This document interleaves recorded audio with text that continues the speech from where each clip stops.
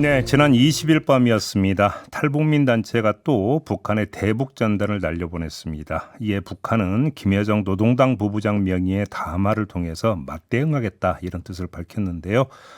이렇게 긴장감이 높아지자 파주시장은 파주 전 지역을 위험구역으로 지정해서 대북 전단 살포자의 출입을 금지하겠다 이렇게 선언을 했는데요. 김경일 파주시장 연결해서 자세한 이야기 들어보겠습니다. 나와 계시죠? 예, 안녕하십니까. 네. 파주시장 김열입니다. 일단 20일 밤으로 좀 먼저 거슬러 올라갔으면 좋겠는데요. 시장님이 직접 나가셨다면서요, 현장에.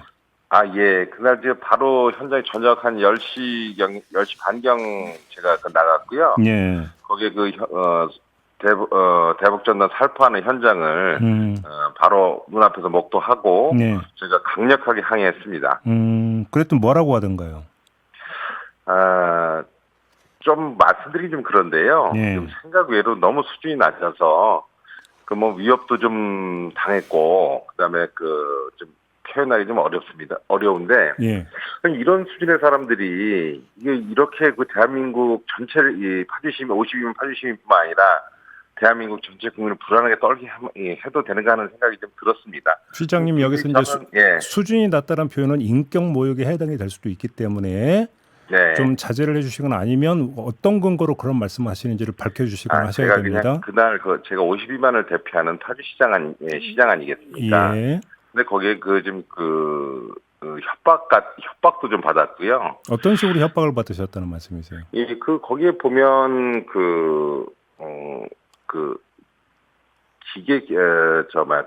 기계라 그러나요?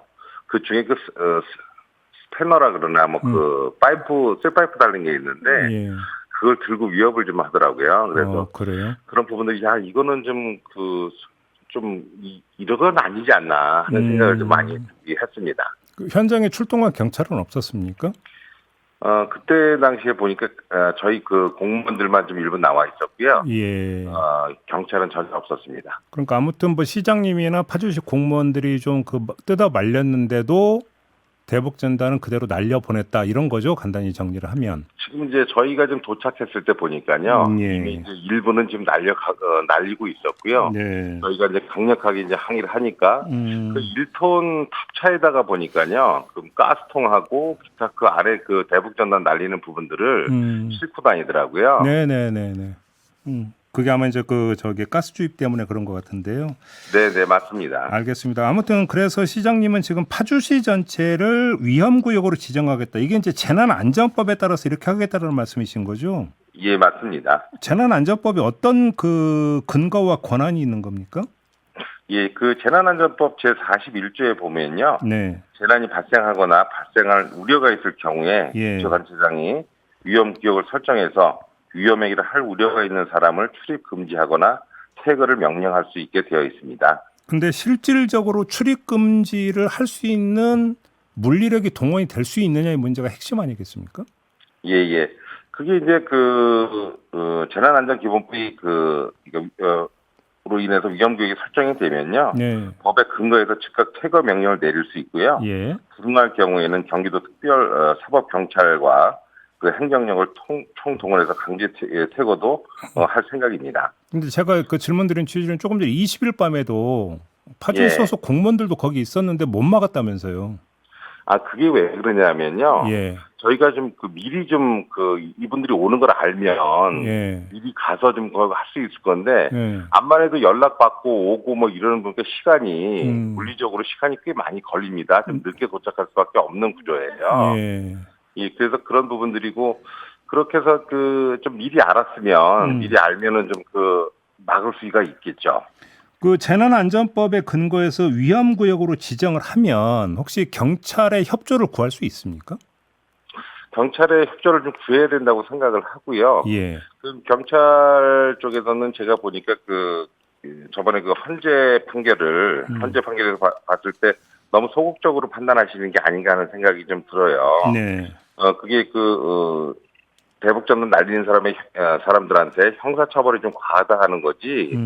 우리 이 시민들이나 국민들의 안전을 위해서 경찰의 활동 자체를 경찰관 직무했고 자체를 제한하는 건 아니거든요. 예, 예. 그래서 이 부분들은 경찰이 좀 강력하고 좀 사전적인 대응이 좀 필요하지 않을까 하는 생각을 합니다.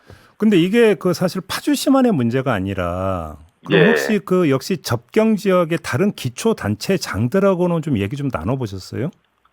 저희가 지금 이 부분들을 저희가 이렇게 20날 예. 어떻게 됐냐면 6월 6일 날 사실은 포천시에서 예.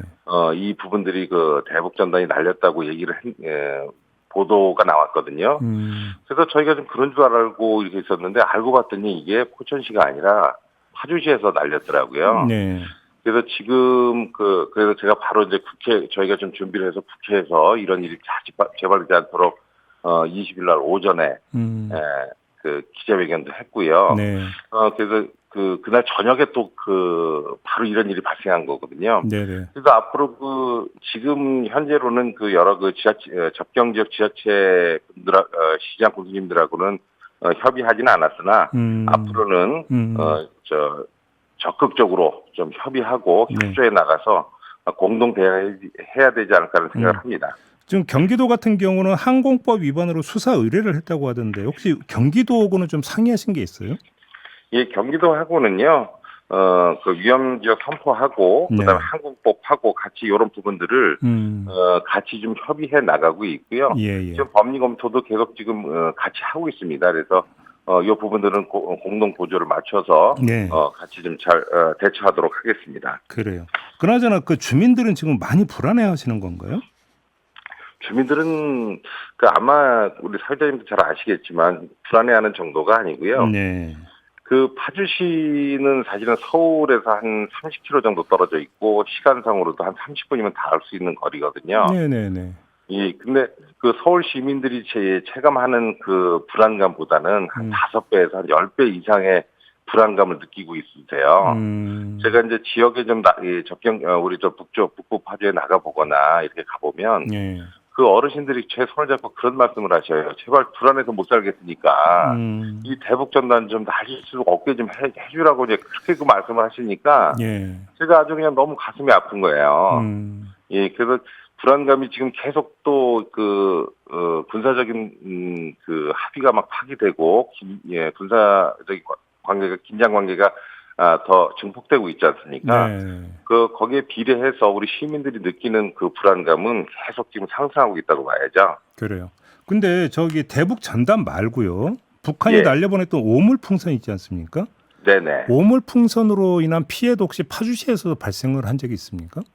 지금 아직 피해는 보고된 바는 없으나 지금 최고 많이 날라오는 게 오물풍선이 파주에 많이 지금 발견되고 있어요. 저번에도 한 38건 정도가 아마 제가 파주로 좀 날아온 걸로 알고 있거든요. 네네네. 근데 저번에 언론 보도에서도 아시다시피 이 부분들이 이제 이게 무게가 좀 있다 보니까 추락하면 차량도 파손되고 향후에 이 인명도 좀 피해가 볼 수 있고 지금이야 쓰레기를 달고 오지만 이게 내용물이 어떻게 변할지를 모르는 거거든요. 그렇죠. 그러니 우리 머리 위로 그런 게 자꾸 날아온다고 하면 얼마나 불안하시겠어요. 그래서 이게 제가 생각할 때는 그렇습니다. 서로 안 하면 되거든요. 남도 안 하고 북도 안 하고 굳이 이런 부분들을 왜 하나 싶습니다. 그리고 제가 좀 알아본 바로는 이게 일부 좀 탈북자들 전부가 하는 게 아니라 일부 탈북자 단체에서 하는 건데 이게 지금 생계형으로 알고 있거든요. 근데 일부 탈북자들의 생계를 위해서 파주 시민 52만 파주 시민과 더 넓게는 5천만 우리 이 국민들께서 이런 불안에 떨어야 될 일이 있겠습니까? 이 부분들은 저희가 지금 적극적으로 좀 생각해봐야 될 상황이라고 봅니다. 그런데 그런 문제에 대해서 그 대북전단 금지법도 제정이 되곤 했습니다. 표현의 자유를 제한한다는 거 아닙니까? 나오는 이야기가. 예. 표현의 자유를 제한하지만 이걸 날리는 거하고 현행법하고는 좀 다른 부분들입니다. 아까 말씀드렸지만. 그래서 그 부분들을 저는 이번 사건을 계기로 이런 생각을 해요. 이런 생계형에 걸린 문제를 갖고 그것도 극소수거든요. 이런 사람들을 위해서 지금 우리 대한민국이 우리 지금 민주주의를 발전해 오면서 이런 분들한테 이런 표현의 자유까지 줘야 되는가 하는 생각까지 좀 들게 하고요. 네. 이 부분들은 저희가 좀 사회적 타협도 좀 필요하지 않을까 하는 생각을 합니다.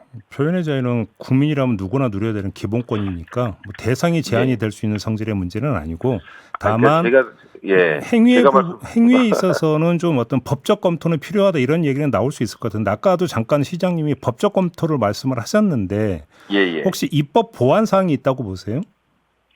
이 부분들은 그래서 지금 남북관계법이 지금 국회에 계류되고 재정 국회에서 추진하고 있다고 들었거든요. 네.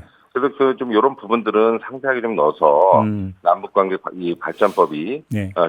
최대한 빨리 통과되었으면 하는 생각이 좀 있습니다. 그래요. 지금 국민이나 시민의 안전에 대한 부분들은 무엇보다 이건 양보할 수 없는 가치거든요. 네네. 그래서 이 부분들은 좀 저희가 좀 생각해야 할 부분들이 많을 것 같습니다.